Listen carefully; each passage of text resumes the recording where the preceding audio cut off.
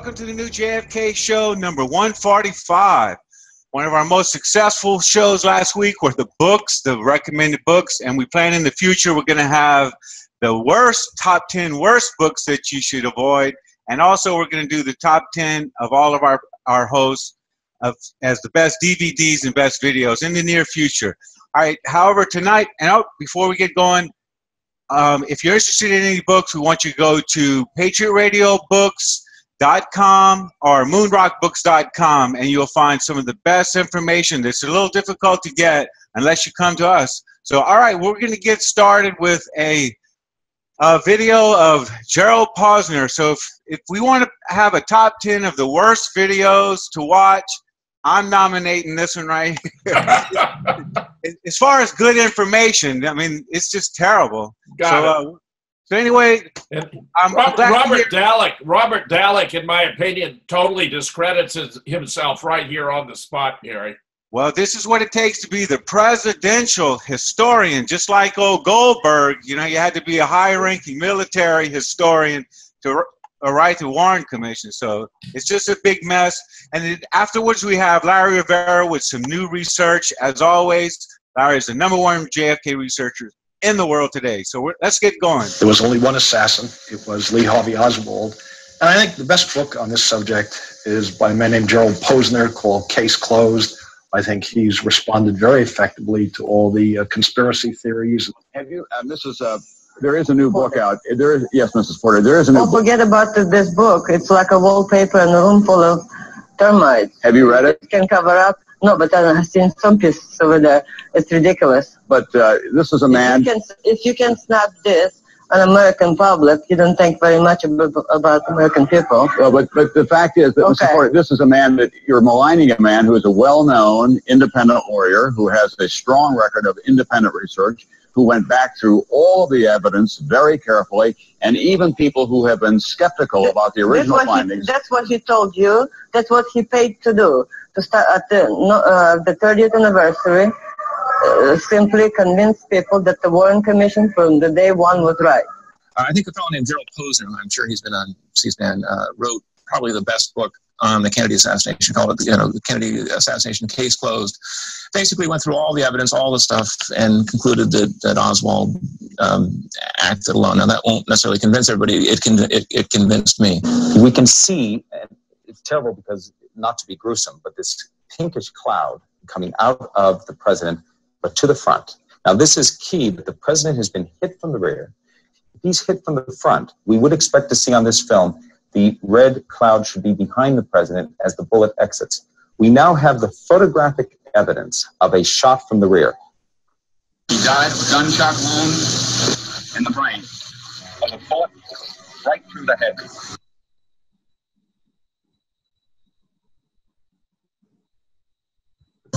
Some members of the commission staff claimed they did not notice the reaction until it was pointed out by critics years later. Others admit they were surprised by the film. Yes, I was surprised, and I think I asked some questions, and I can't remember, but I know everybody was a little bit puzzled, but everybody finally figured that the muscular reaction must have been the explanation. It was definitely a shot fired from behind that picket fence.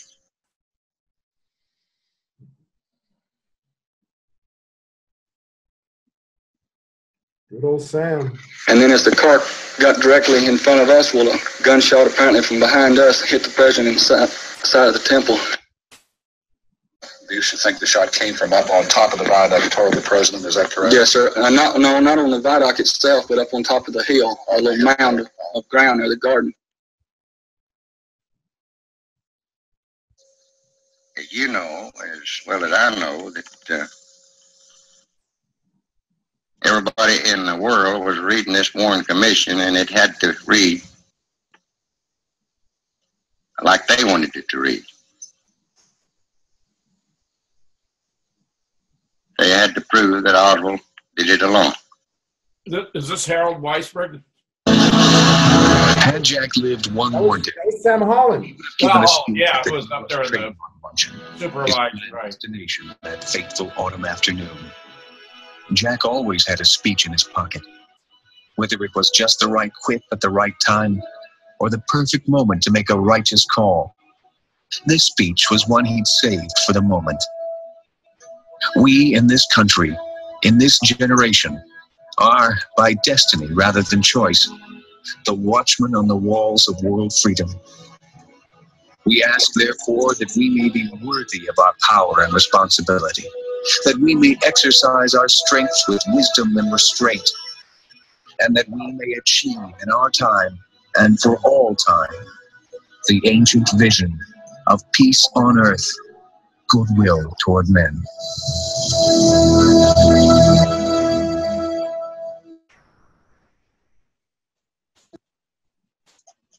Wow.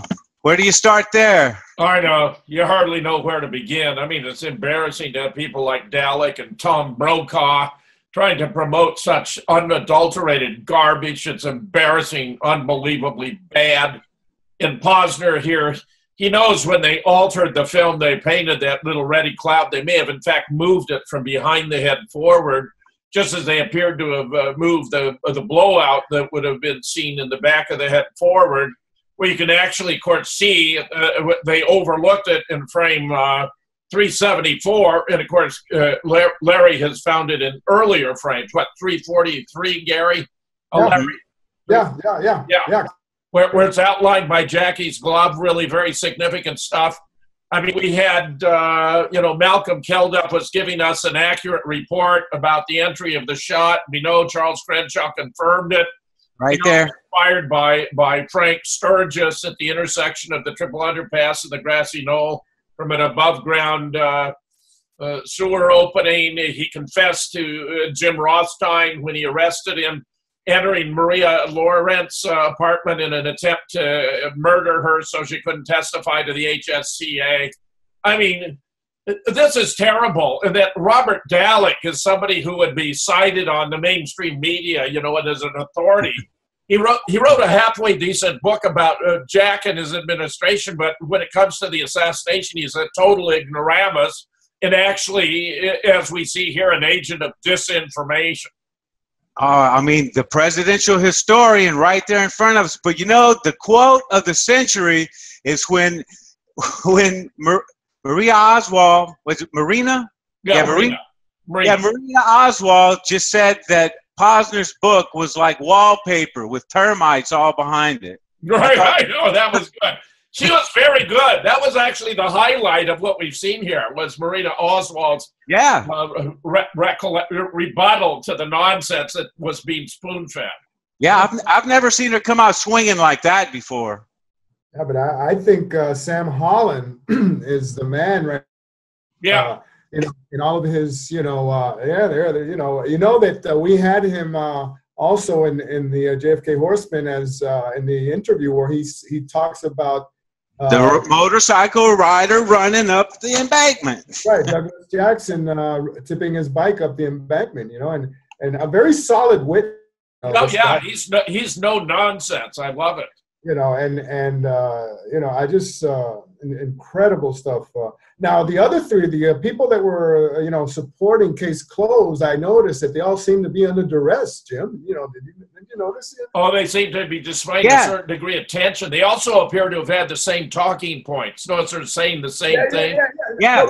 But under duress, they don't really mean what they're saying. It's like they're Well, Larry, they don't know the truth or falsity, other than superficially they know what they're saying is almost certainly false, but they don't know the case well enough to actually be in a position to certify or testify whether Posner got it right or wrong. They're just saying it. How about cognitive dissonance? Yeah, but watch. Here's what you're talking about. When this guy says that Oswald did it, just watch his face. I think we're calling him Gerald Posner. Yeah, I know. Wrote probably the best book on the Kennedy assassination, called it, the Kennedy assassination case closed. Basically went through all the evidence, all the stuff, and concluded that Oswald acted alone. Now that won't necessarily convince everybody. Had to stop and pause on that one. And you know what? Brokaw. Now you remember when we did our JFK show when we had all of the news reporters like Dan Rather, Peter Jennings, Wicker, and all. Well, he wasn't. They all started in Dallas. He was the only one that wasn't there. But you know what? Look at his eyes right now. He may as well have been there. He's a sneaky Pete.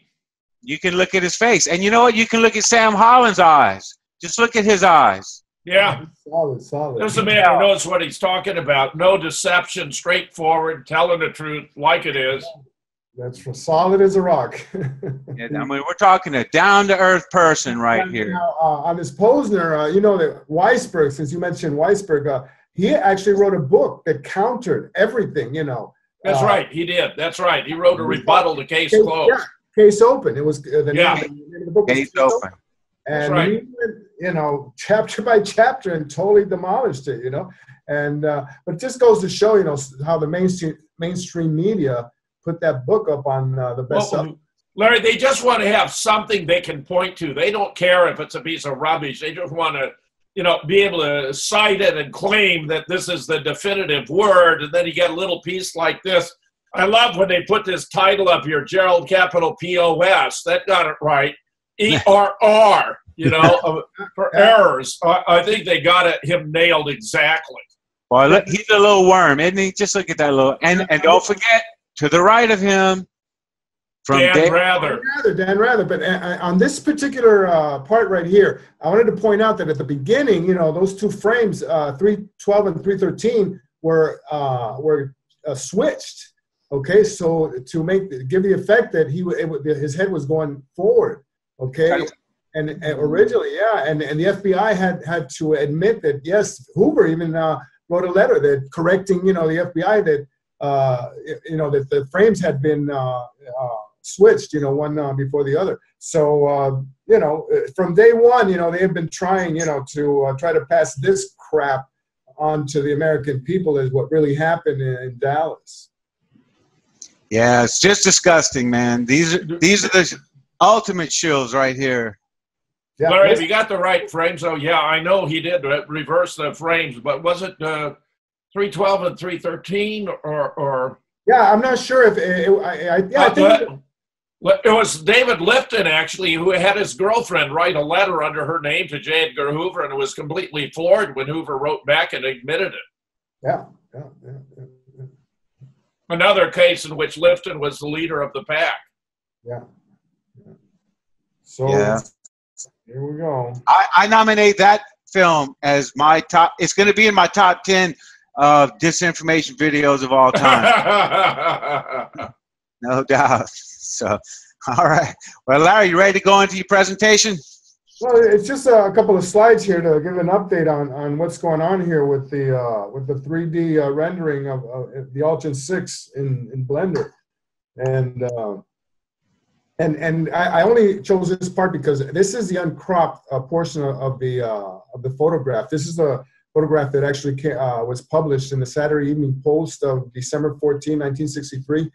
And this was the very first time that it was published uncropped, but still cropped at the top. If you look on the other side, which it's not here on the slide, the other side, the other slide, the fire escape, you don't see the entire fire escape. It's been cut there.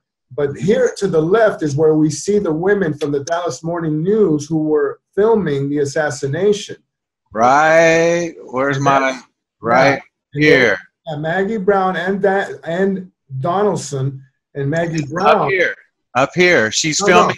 No. Right there. That's right there. Yeah, I'll show you now in a second. Next slide. And as you can see, the camera has been obscured. You know, it's been airbrushed out, but you can still see the strap. We've talked about this before, the strap of the camera, but now we have brought this also into Blender, to show you the perspectives and everything, with what is going on, in this scene because of the foreshortening effect of the telephoto lens. It seems that everybody is all close together, but in reality, they're quite separate from one another. And we're going to show some kind of surprising stuff here tonight. This obviously it's a close-up of the TSBD doorway, and to the left, the figure of the woman and child and the fedora hat man. Okay, there's been a lot of, you know, Jim, this has been going on and on for a lot of years about if they're there, if they're not there, if they have been placed there for some unknown reason or whatever.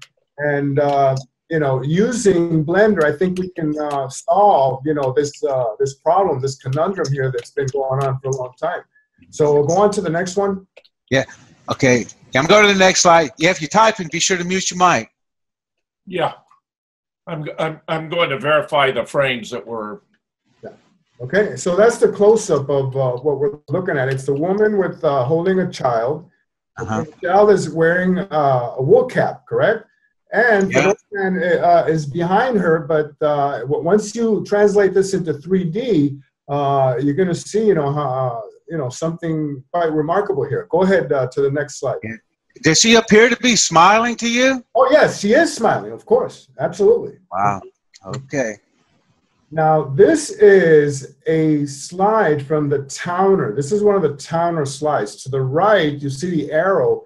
That's the man in the fedora hat who appears to, and that's my hypothesis right now, still a hypothesis, to be the man in the Altgen 6 photograph. Okay, you see he's close to the monument, and he's following the parade like everybody else. He's a little taller than any, you know, the other people there that are with him, you know, on the sidewalk or above the sidewalk. Go on to the next one. Oops. Yeah. Okay. There he is.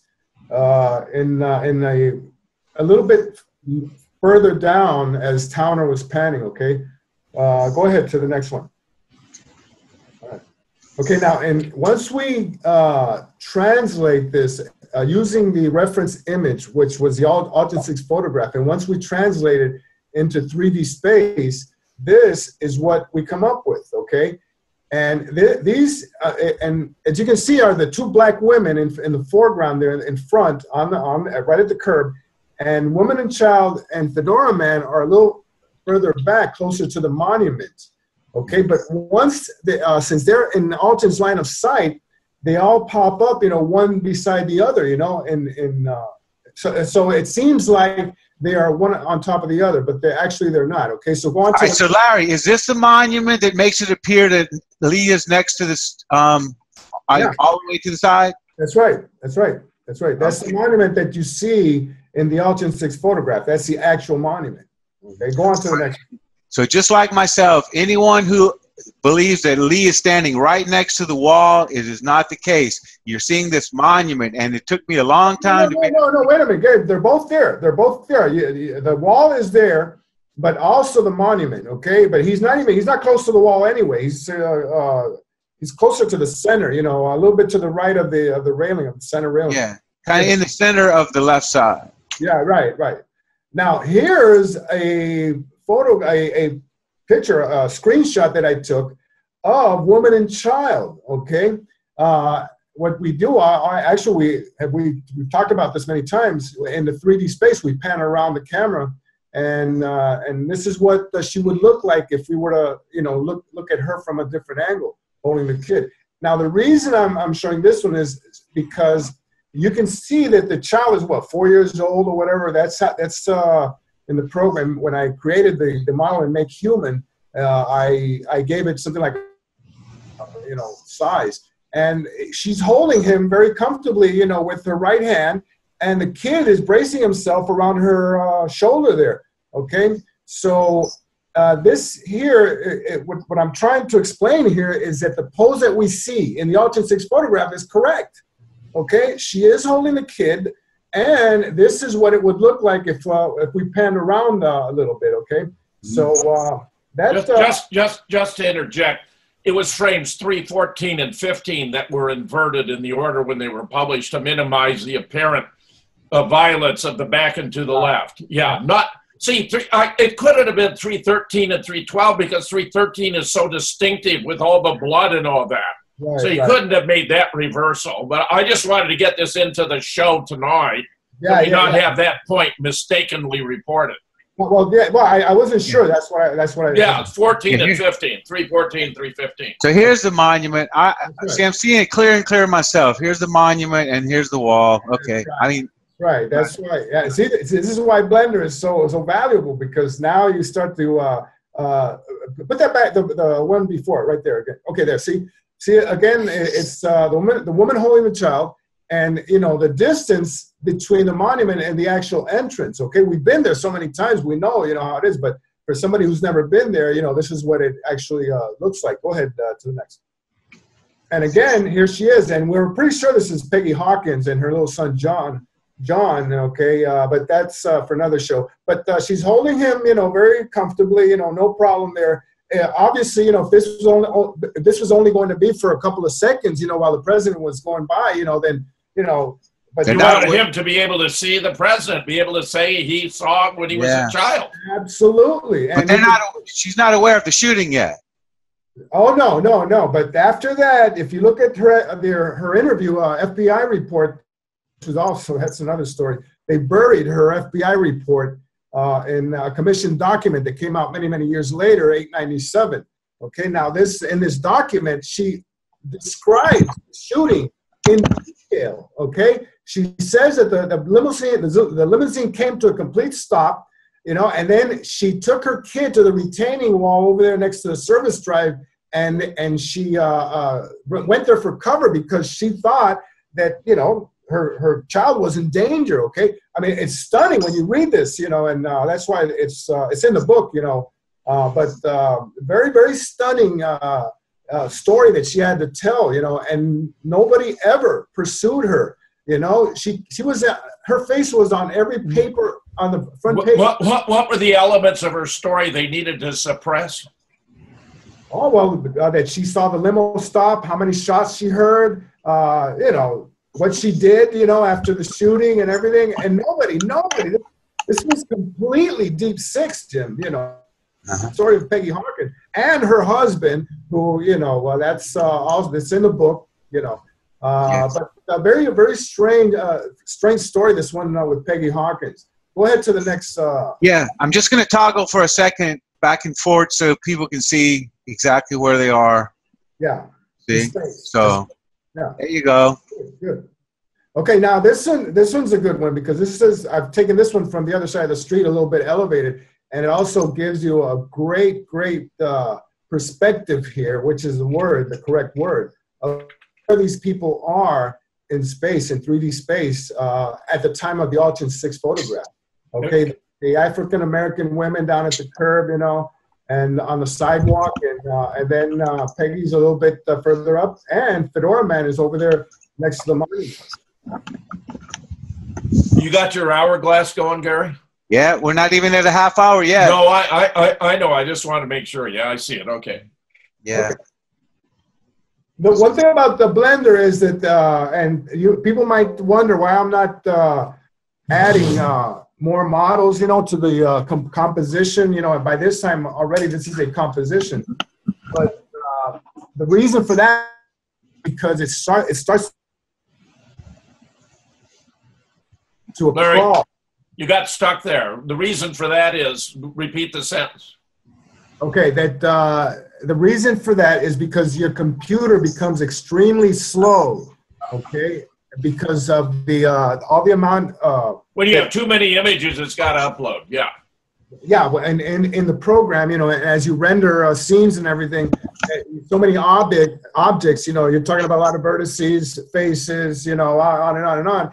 And so that's why, I don't have that many components yet in the scene, but the most important ones are there. And I believe that the black women in front there of the Altgen 6 photograph, woman and child, and Fedora Man, and the mystery of why and where and if they're really there, I think this, it's pretty well solved here, Jim. All right, now I'm going to toggle just one time between all three. There she is.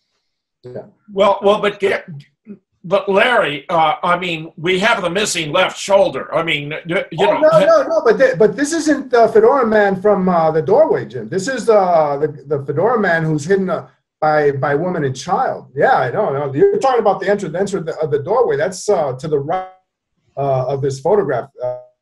Right. So have you been able to identify this Fedora Man? No. I mean, shape and build, but I assume you just put him in there. Could he? He might be in Dan Roberto's map. I'll check and see. I know Peggy is. I don't think he is. Okay. Okay. Next. And this is what you know. Like I said, I wanted to what? How it's shaping up is just fascinating. It's That's just right. fascinating. Right. That's right. I got the model of the president in there. You know, and this is what I was just talking about. What I just mentioned. You know, all these models take up a lot of memory, power, and you have to. First of all, you have to have a really good graphics card. You know, to support this with its own GPU. Okay, which I have. And even with that, you know, it gets a little sluggish at times. Okay, and then the next one is the actual. Go ahead, Gary. Go to the next. You got. Oh, okay. Yeah, there you go. And that's the rendering from the Altgens, including you know, the photograph, how it would have looked. Okay, the entire photograph. I believe it's been cropped more than people. But you know, that's just my opinion. Yeah, that the Altgen 6 has been cropped more than we suppose. Yes, it was a very wide view. Yeah, well, yeah, and upper sections, you know, are not visible. I believe that they should be, you know, and this blender here. This is what it would look like if I were replicating Altgen's equipment. Okay. Yeah. Let's just, you know, leave it at that. But, you know, we'll see if we can add some more. But so far. Well, you know, every step you take seems to me to expose some further crevice or wrinkle in the whole scheme of things. Gawker, are we going to talk about Gawker, Gary? I'm sorry? Gawker, the Gawker? Doctor, Gary. The Gawker, G-A-U. The gawking man? Yeah, we can go do that. Okay. Yeah, okay. That's part of this whole thing about, yeah, you'd have to go to the blog real quick. Yeah, this guy, you know, kind of special, this guy. You know, I don't know what he was reacting to. Yeah, we just still got a little stand for our first half hour. I don't know why it's taking so long. There it is. Gawking man, there you go. The Gawker. All right, let's go full screen. All right, there you go. Yeah, well, to the right there, well to the right under Charles Brem's hand. Yeah. Clapping there. Right here. The back, all the way in the back. All that guy, all the way. No, further back. Wait, that guy. That guy.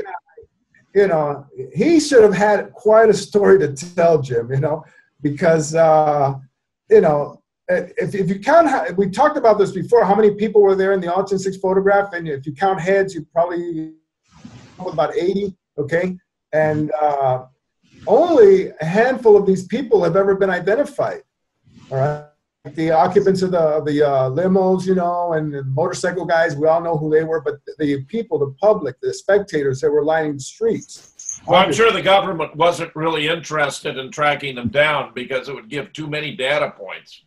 Oh, and well, one of the mysteries also about this has to do with the African American.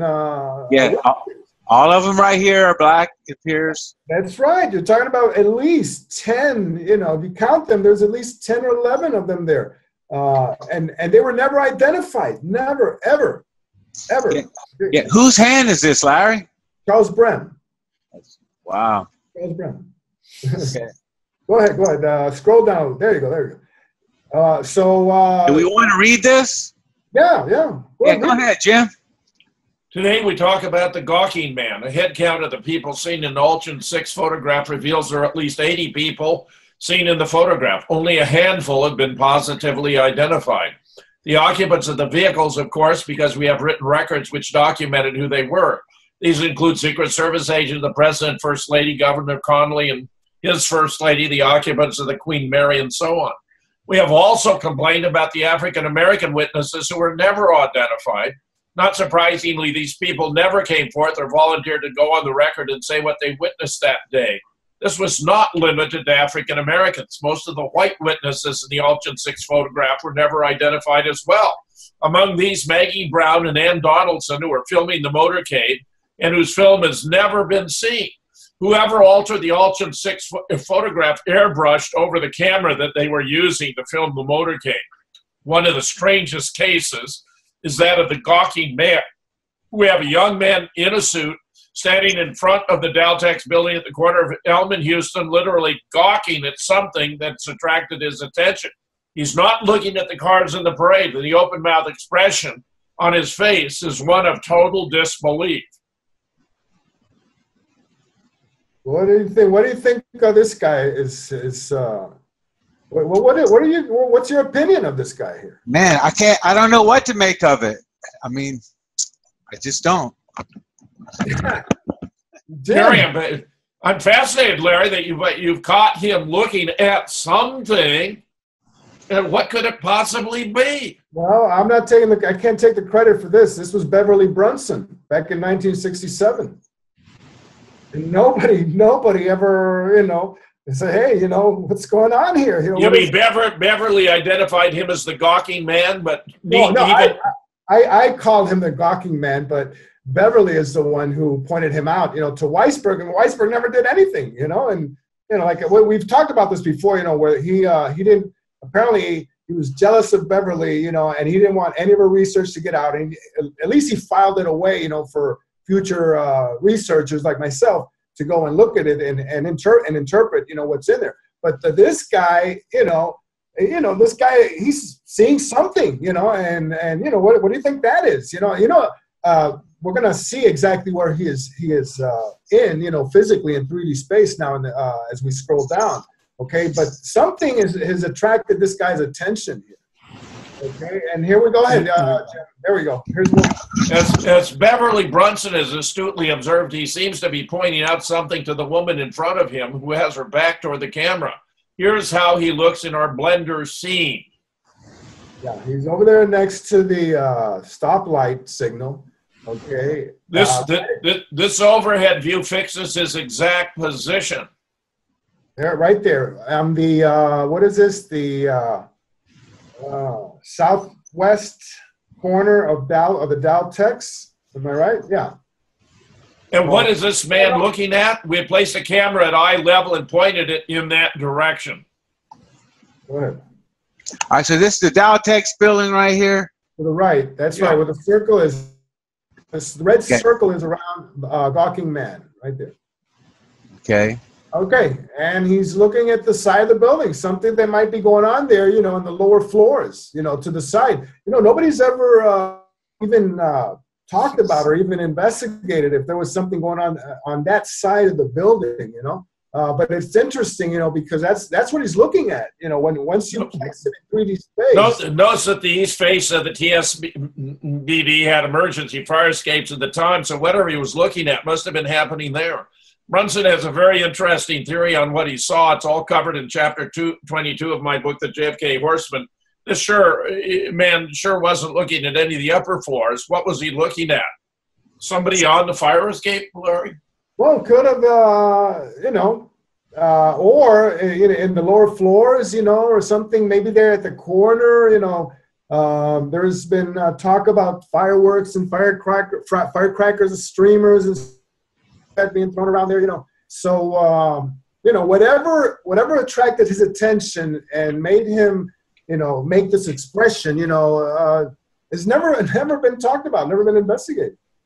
So. Well, remember, Jim Lewis firing high-velocity rounds through abandoned vehicles discovered when it passes through the windshield, it makes the sound of a firecracker. So I think that's the source, the shot that hit JFK in the throat that passed through the windshield. Fired from under the triple underpass, as we have confirmed.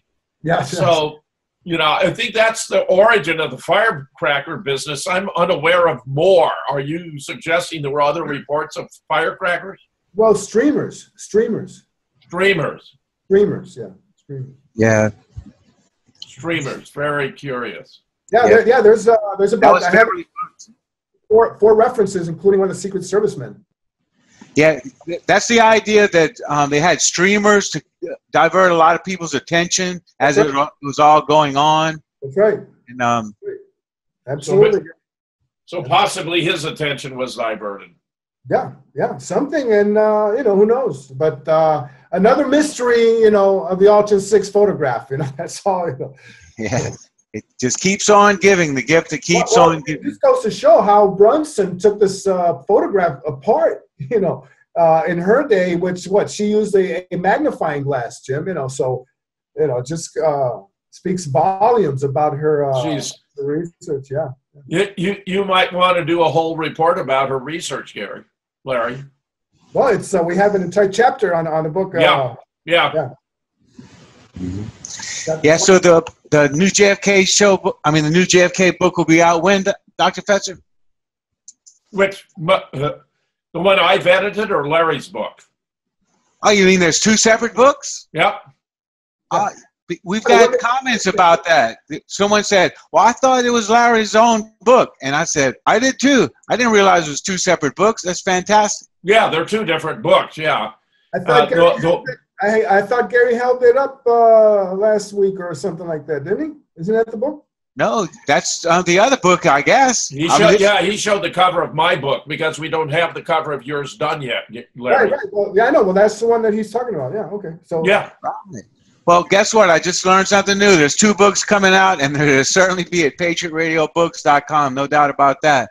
And I'd like to say that I'm very thankful to Roger, who was the first person to actually go ahead and buy a book. He's from South Carolina, and I mailed it to him right away, and hopefully he's got it real soon. And if you go to moonrockbooks.com, you can see the cover of the first of the two JFK books. Yeah, I saw that.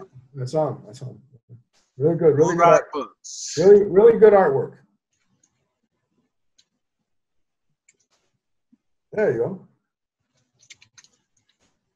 Good idea. Books.com. Good idea. Here we go. No, that's a Facebook right there. No, it's Moon Rock Books. Oh, yeah, that's okay. Go down to Moon. There you go. But it doesn't have, I don't think it has the JFK book there. No, we'll go to Moon Rock Books anyway. Yeah, and that collection doesn't have it yet. See, go to moonrockbooks.com, right? Okay. Right there.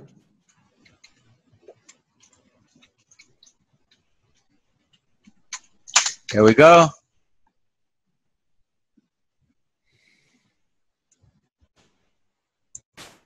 Yeah, and click on, if you click on books, you'll get it. I mean, you can see it here. It's going to show up in a second, but yeah, there you go. There you go. Yeah, Gary, you showed this. I showed that one last week, but there's another book by only Larry Rivera. Yes. What? Yes. Yeah, this is the one Jim's talking about, and then there's the other one, the one that's we've been working on. Larry's will be a couple of months behind this one. Okay, that's fantastic. So, gentlemen, we have a couple of minutes. Just off the top of your head, let's name the top 10 worst books of all time. I'm starting with the Warren Commission. So your turn, Jim. What's next? Oh my! I mean, if I go over to my library, I mean, there's so many that can be. Mortal Error has to be one of them. Mortal Error. What about you, Larry? Go ahead. Till we get to 10. We got a couple. Well, we mentioned. Can we mention Case Closed? Of course. Of course, we had that one. Lee and Marina was another book from way back. Lee and Marina. Oswald's Tale. Oswald's Tale. Yeah. All right, your turn, Larry. Bishop wrote a book in the late 60s, which called the Warren Commission, all the way. And the day that Kennedy was shot, okay? And, it's a whole collection, it doesn't have any references or anything, it's just a narrative, whatever. But the reason that is because he talks about in depth about the Bill Wesley Frazier interview or polygraph the night of the 22nd, November 1963. and nobody had ever given that amount of detail about his polygraph. Apparently, he knew he was able to get into with one of the detectives who did the polygraph, and he was able to get a lot of details. However, we all know that the actual document, the polygraph, has never surfaced. Everybody knows that, or not that everybody knows, but it's suspected that he failed it miserably. Okay, and that's why we've never seen it. So that's Jim Bishop. Go ahead. Well, a couple of modern books I want to nominate is Bill O'Reilly's book and Killing Kennedy. Yeah, Chris Matthews and DC Davis. Chris Matthews bothers me because he's so smart, but he's so ignorant. I mean, it's embarrassing that he doesn't do his homework. He still believes Lee Oswald shot JFK. He still believes 19 Islamic terrorists attacked us on 9/11. I mean, give me a break. Now, he's still working for the other side, is what it is. He is so dumb. I mean, you know what I'm trying to say. Yeah, he's an articulate guy, and he's quick, but he's not thorough, and he's not perceptive. It's really a shame. Mm-hmm. So, are any final words? I guess we could have an early show tonight. Sure, Gary, we'll have an early show tonight. I think Larry's just doing the sensational work. And Blender is just fabulous, and it just demonstrates how new technology can shed more light on a subject. Just as Larry, by the way, and we need to show this on our show, demonstrated that Noah Posner was actually Michael Wagner, who was supposed to be his older stepbrother as a child.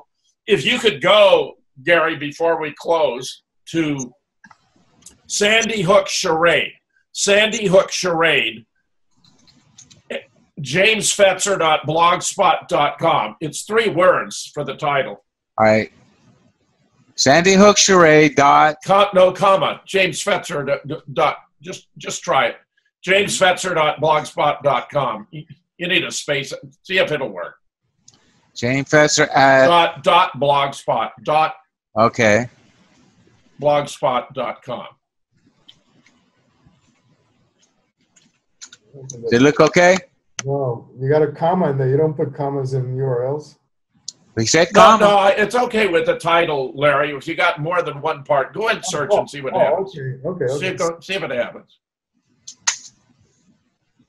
Uh-oh. Okay, now you got a space of put a space after Sandy, put a space after Hook, and put a space after the comma. Now try it. Okay, open it. There we go. Yeah, I want you to scroll down slowly. Yeah, you can go full screen. Yeah, I saw that one. I saw it. But Larry did a wonderful contribution here. Let me just spell it out, Gary, before you go too far. Yeah, just tell me how to move it. Yeah, move it back up a hair. Kelly Watt noticed that this older half-brother, or step-brother, actually, of Noah seemed to have features in common with Noah, and she advanced the hypothesis, is Noah's older stepbrother, Michael Wagner, Noah all grown up? Or in other words, is Noah Michael Wagner as a child? And if you scroll down, you'll find here that we have a lot of substantiation. This was an interview I did with Kelly Watt. She's a very interesting, very perceptive person. It was she who noticed that there was a blue moving pad left behind on the bed for Nancy Lanza and the series of photographs where they're furnishing an empty house to be the Adam Lanza home. She also had 100 hours of conversation with Lenny Posner. You can keep scrolling down where she told Lenny she didn't believe a word he said. She didn't believe he had a son. She didn't believe he died and all that, where Lenny inadvisedly sent her a copy of a death certificate that proved to be a fabrication, the bottom half of an authentic, the top half of a fake. And the fact that they have here a passport image indicates that the federal government was involved in this cover-up. But you'll find Noah, if he was actually born on 20 November 2006, would have been 6 years old in 14 December 2012. But we now have reason to believe he was actually 10 years older. If you keep scrolling down, Well, this is a frame from a video of Noah talking about a scene from Spider-Man, which came out in 2002. He's very vivid about it. It looks as though he'd just seen it. But if he was, he cannot have been 4 years old in 2002 and only 2 years older in 2012. He should have been around 14 at the time of the alleged shooting. If you continue down, because you'll see where we begin. Here we begin with comparisons of their ears by Dr. Eowyn. Continues comparisons of their ears. Keep going, Gary, keep going. And they appear to have the same ears, but it gets much, much more significant like this. If Noah and Michael have the same ears, and ears are as distinctive as fingerprints, and we have a proof that Noah and Michael are one and the same that's as powerful as fingerprints, which of course are frequently introduced in courts of law. Dennis Camino compared their eyes and suggested they also have the same eyes if you scroll down. And if you go further, here we have yet another photograph of Noah. This is getting to the key part now, where Larry took the two pictures and created a GIF, which I think you're going to be able to show if you keep scrolling down. Here are the stages of it. And then look at the bottom one here. Yeah, this is what I want to put up. This is just Larry doing his thing, a very simple case, and he put it together, and there's no doubt that this is Noah Posner turning into Michael Webner, or Michael Webner reverting to his childhood as Noah Posner. Scroll down a little more now, Gary. Leave the gift there. Yeah, this has to be one of the most powerful proofs yet that Sandy Hook was a hoax. Lenny had already been outed by having sent Kelly Watt a death certificate for Noah Posner that turned out to be a fabrication. If Noah died at Sandy Hook, Lenny would not have had to fake it. This is another example of the power of collaborative research using the internet, and further proof that Sandy Hook was an elaborate charade. And then just a couple of paragraphs of concluding reflections. But I just want to point out that Larry made an invaluable contribution here. I knew he was the perfect guy for the job. And Larry, let me just thank you once again for doing an excellent piece of work. Thanks, Jim. That was, just doing simple overlays in Photoshop. I didn't even know about the case that much. I know, not as much as you do. I was just, in my mind, I was just putting together. Perfect. Yeah, Concluding reflections for additional substantiation. Check out Nobody Died at Sandy Hook. The power of the internet as an instrument for research has proven itself, where the work of Anonymous 2, Dr. Eowyn, Dennis Camino, and Larry Rivera has demonstrated that Kelly Watt had it right. Noah Posner is a fiction made from real and altered photographs of his purported older, and that should say step-brother, Michael Webner as a child. Acts of terrorism are designed to instill fear into a population to make its members more amenable to manipulation and promote a political agenda. The Sandy Hook hoax involved the highest echelons of the U.S. government, which must be held responsible for the evil it has perpetuated and the pain and suffering the public has had to endure. This was an act of terrorism by the American government upon the American people. Thanks, Gary. I just wanted to get that in to illustrate Larry's contribution to another area of research using new techniques. It's just terrific. And we still have to do the moon landings, Jim. Right. Well, there's a whole bonanza awaiting us there. Yeah, Gary, don't forget. Yeah, there's a whole book about that. Sandy Hook. Nobody Died at Sandy Hook. Patriot Radio Books or moonrockbooks.com. It's where you go. Hey, Gerald, we already have models. We already have working models of the moon scene. And it's going to be good, Larry. When we get there, it's going to be great. Thanks, Gary. Take us out. All right. This has been the new JFK show, number 145. Hope you had as good a time as we did. We'll see you next week. Thanks, gentlemen. And Don.